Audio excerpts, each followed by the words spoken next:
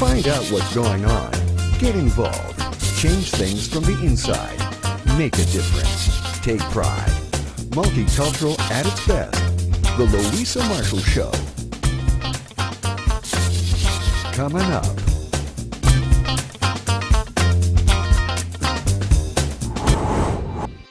Today, all news simply the best. Get involved. In honor of World Human Trafficking Awareness Day on July 30th, Simply the Best brings to you a special mini-series featuring kind, passionate people fighting for these global issues to be seen, rescuing victims trapped in exploitation, and supporting the healing process and care of survivors. Right now we're working in Nepal, Laos, and Cambodia.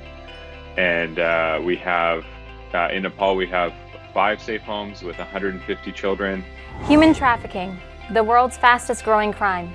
More than ever before in human history, an estimated 40.3 million people around the world are sold and traded for labor, domestic servitude, organ harvesting, sexual exploitation, and sex slavery. Over 10 million are children. It is estimated that modern-day slavery leaves 30,000 deaths each year from abuse, disease, torture, and neglect while being trafficked for just sex slavery alone. 1% of victims are ever rescued. We're looking at organizations working in the Philippines dealing with online child exploitation of minors and seeing that it's becoming an incredibly large industry there because of the amount paid per image or per video. You know, you used to see minors on the streets near brothels and it was very visible. Now that happens online. And so the same crimes are taking place, but they're not in plain sight. And so it's more difficult to detect. If you've got a little brother or sister that's hanging out with a new group of people, be aware of what their online conversations look like, especially as minors. The amount of stuff that has shifted out of plain sight into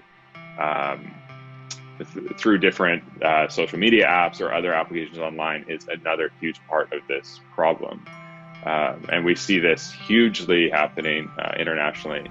Randy Watson, director and founder of Ally Global Foundation, a charity that helps survivors of human trafficking find healing and restoration through safe homes, education, job training, and long-term care.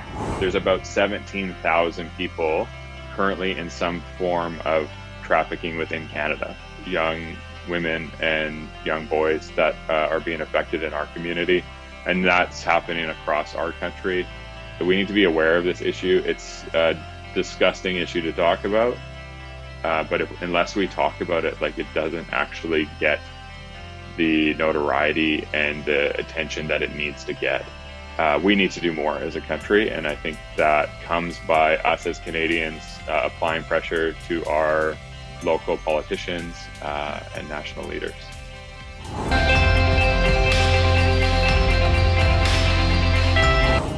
Hello everyone, my name is Zenia Marshall. On our episode today, we have Randy Watson, director and founder of Ally Global Foundation, a charity that helps survivors of human trafficking find healing and restoration through safe homes, education, job training, and long-term care. Randy will walk us through more on Ally Global and share actions that you and your loved ones can take at home and within your community to get involved and help survivors of human trafficking. Hi, Randy. Thank you so much for coming on the show. Thanks so much for having me. You're the director and founder of Ally Global Foundation. What does Ally Global's work consist of to aid the sex trafficking issues both in Canada and around the world?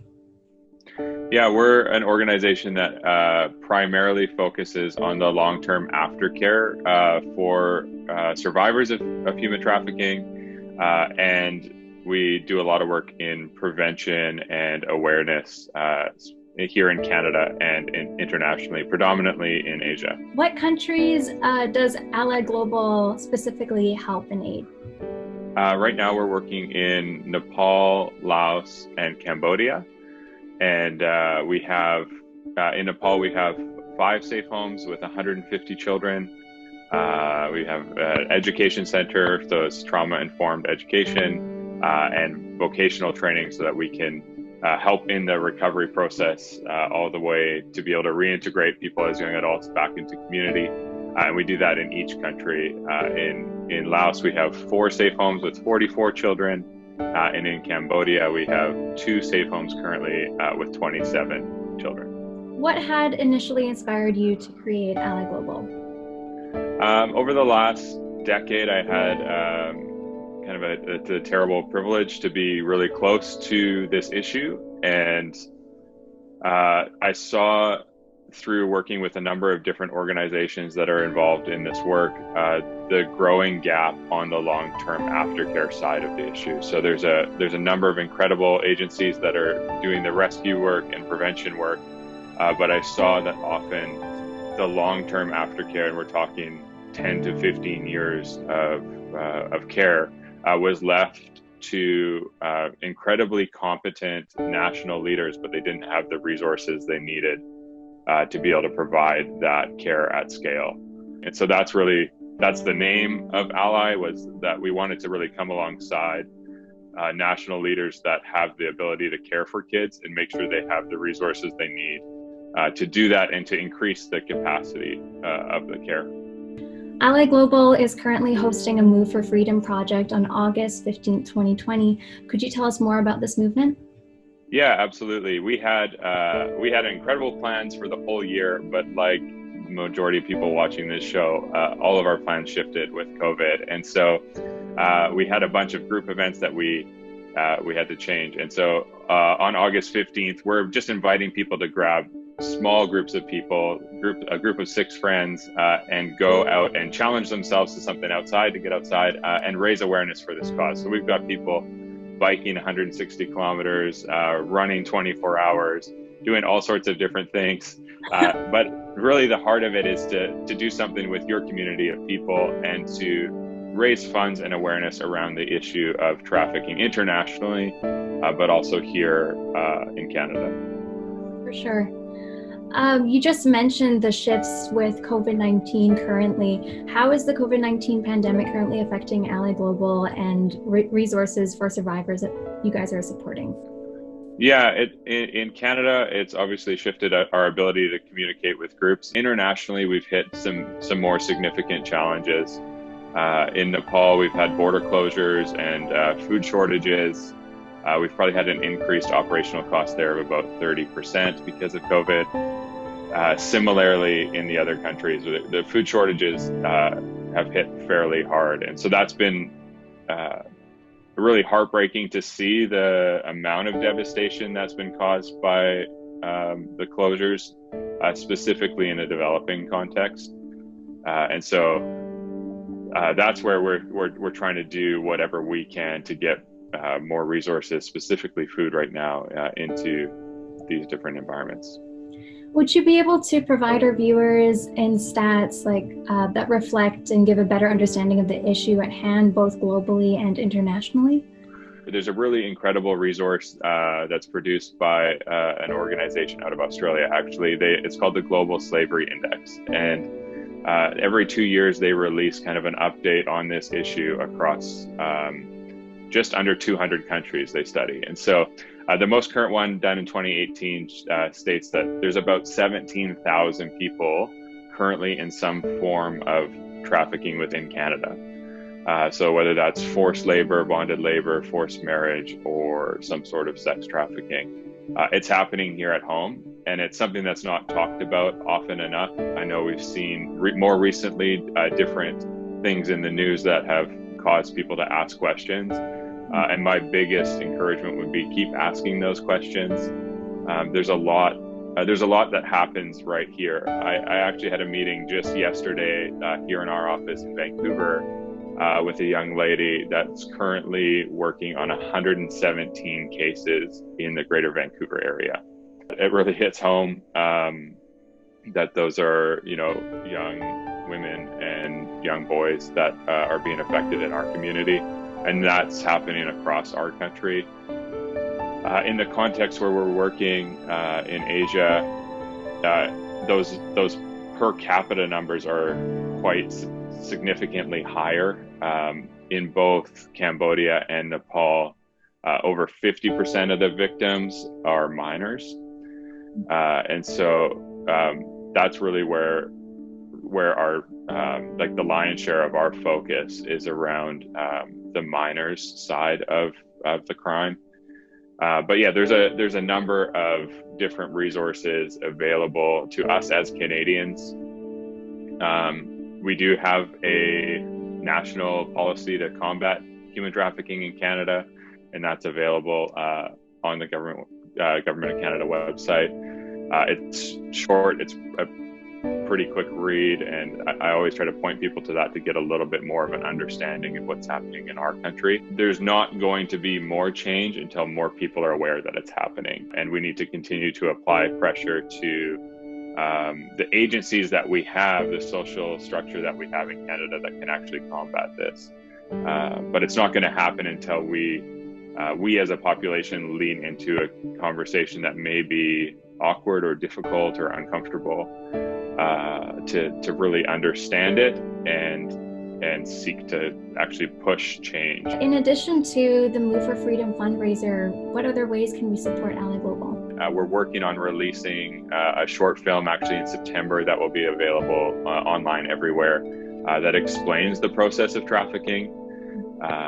And it's not sensationalistic, it's not overtly graphic, it's very informative. And so what we're trying to do is just get the information out there more so that people can see how this happens, and that there's, a common reference is like, oh, I've seen the movie Taken, or I've seen, this one slice of what this could look like. And sure, there's situations like that, but in order to like really affect change, we need to build empathy for how this happens.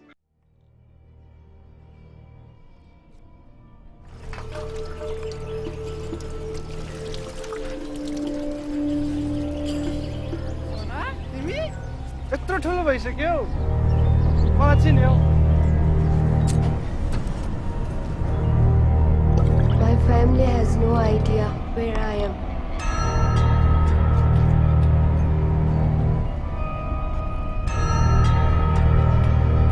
When I saw your uniform, I thought you are going to save me. I'm just a child. You should help me.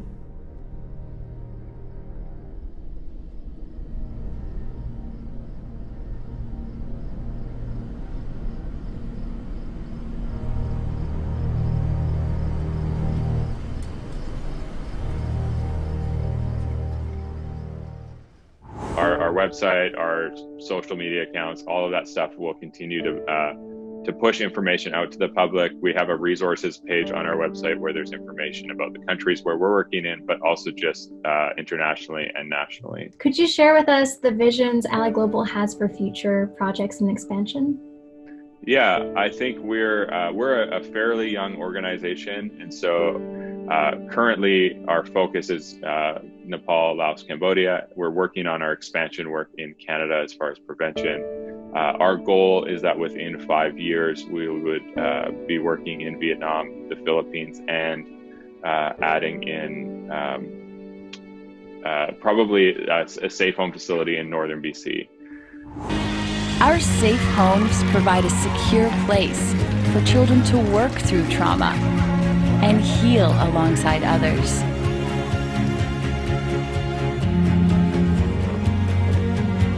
They receive a warm bed to call their own and everything a child needs to heal.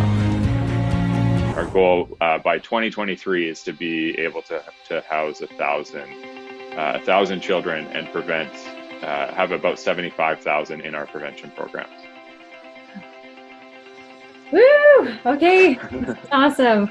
It's amazing to hear what you guys are doing, truly. What plan of action are you seeing Canada currently taking to demolish sex trafficking in our country? Yeah, this is an area that I'm trying to understand better. I've had some meetings with different officials in our capital in Ottawa. And I've seen that they're trying to collaborate between multiple different arms of government, different agencies, NGOs, organizations to combat this. There's I'd say that there's progression that's happened, but there's a lack of awareness around. So I know our government is trying to take steps, but I know that they could do more. Within the G20 countries, Canada's not near the top at all of countries that are actually progressive against trafficking. And so we need to do more as a country. And I think that comes by us as Canadians applying pressure to our local politicians and national leaders. And if they don't have an answer, then press them for it. And it's okay if people don't have answers, but it's not okay if they don't get the answers. We need to see really, really strong repercussions against this crime in our country, against the people that are, I mean, there's a supply here because there's a demand. And until we address the demand, it's really hard to cut off the supply, because there's always going to be some network or way that's going to be enabled, unfortunately. And so I think we need to do more as Canadians to address the issue of the demand. And that gets into a much broader conversation around why there's not enough resources dedicated to fighting those that perpetrator that crime. There are a lot of people new to learning about the topic of sex trafficking. In addition to Ally Global, are there other resources and organizations you'd like to uplift and also recommend for others to better understand the Canadian and global presence of sex trafficking and actionable items they can take at home to begin helping? Yeah, absolutely. As I mentioned, I think the first item is to do a little bit of your own research and read the information that's out there. We've tried to consolidate some of that on our website for people. But outside of that, there's organizations like International Justice Mission. Their focus is predominantly international, as it says in their name. They do really incredible work on the rescue prevention side of this issue, and they've been in this for over 20 years. The Salvation Army actually does incredible work in Canada, fighting trafficking and helping on the recovery side. There's another organization called the SA Foundation that has been working in Canada for a long time. And there's a list of, a ton of small organizations that are, no matter where you're watching from, there likely is one in the closest metro area to where you are. And so I would encourage you to reach out to those organizations and ask how you can help. One of the difficulties with this work is there's a lot of people that want to volunteer time. And because we're working with vulnerable populations, that's not always a possibility. And so, so my recommendation and ask is when you're reaching out to these different organizations, sometimes it takes a little while to find where your fit is. And that's because the priority of all of us is to ensure the dignity and care of the people that are on the surviving side of this issue. So I would reach out if you have the means, financially support the organizations. The majority of them are run off of private donations, and then outside of that, connect with your MP, connect with local authorities and leaders, and ask what's happening in your community, and learn about what the signs are so that you can be somebody that can report suspicious behavior. Would you be able to share with us some of those signs? It looks different in each context, but a lot of what happens here looks really normal. It's maybe a 13, 14, 15-year-old girl that's shopping in the mall, and there's then this 19-year-old guy, I'm using some stereotypes here, but that takes her shopping and buys her whatever she wants and builds what seems to be this legitimate friendship, boyfriend, girlfriend relationship. And after 2 or 3 months of that girl is now taken into a different context. That's super real. That happens here. And so that's kind of called a grooming process, but it happens in that form in a variety of countries where there's an individual that either has a loose connection to you or appears to be a really friendly person. It's not I think we have this other idea of like, oh, this van's going to pull up beside you and grab you and take somebody away. Like, sure, that happens, but it's actually much more calculated than that. It's unfortunately, it's large industry. It's organized crime. And so in order to be aware of those things, is like, if you see something that seems like, oh, that's kind of odd, like it's worth a second glance. It's worth looking and seeing like, oh, what's going on here? Does that person seem uncomfortable? And that's where in our society, it can be, we're such like an individual society, it can be really odd for you to like ever insert yourself into somebody else's space or conversation, right? And so unfortunately, it enables this type of recruitment to really thrive because it can kind of remain undetected. What would that look like as someone walking by, or if you are simply a family member who's concerned, or a friend, or even a classmate or coworker? Yeah, I'd say as family members and friends, it's important for us to know like who our community is in relationship with. And so if you've got a little brother or sister that's hanging out with a new group of people, like you don't want to be overbearing and like scare away their friends, but be aware of those communities. Be aware of what their online conversations look like, especially as minors. The amount of stuff that has shifted out of plain sight into through different social media apps or other applications online is another huge part of this problem. And we see this hugely happening internationally, where you used to see minors on the streets near brothels, and it was very visible. Now that happens online, and so the same crimes are taking place, but they're not in plain sight, and so it's more difficult to detect. And so that's another area that we need to advocate within the government for more resources for within policing and investigation to go towards that whole side of the issue. Could you talk to us more about online consumption and how that might enable sex trafficking domestically and internationally, and more about the demand side of these issues and ways that we can help stop that? I have to be cautious here what I'm sharing, but was actually working in the Philippines dealing with online child exploitation of minors, and seeing that it's becoming an incredibly large industry there because of the amount paid per image or per video. Like we're talking $20-$25 US per image, and in some parts of the country that's more than the average person makes in a day.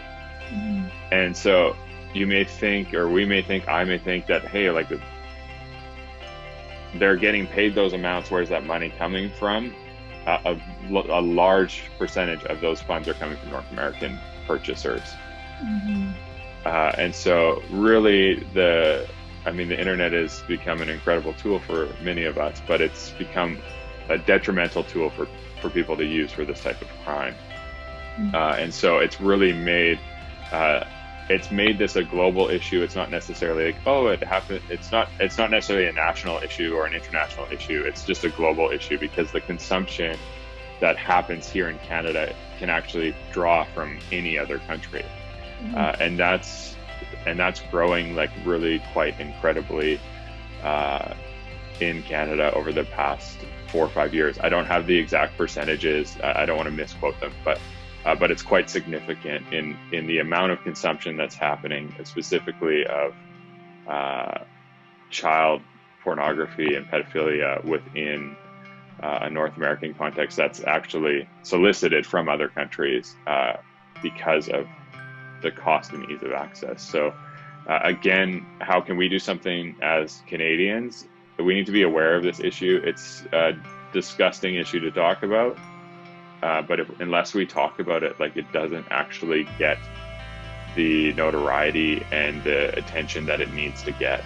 Mm-hmm. And so I'm grateful for you guys doing this interview, for talking, and just raising this as a kind of putting your flag in it and saying to your viewers, hey, this is something we need to be aware of. And I think that needs to happen more and more. But we need to do that as individuals within our communities of people, because you can watch something on TV or on the news or whatever, but if you have a friend or a family member come and say, hey, this is what I'm learning about this issue and this is happening here, we need to do something about it. We need to become better advocates, I think, for people that are vulnerable and marginalized, and specifically when it comes to contexts like this that aren't talked about often. Well, we're so grateful for you, Randy, and for your foundation, Ally Global. Thank you so much for joining us today. Thanks so much for having me.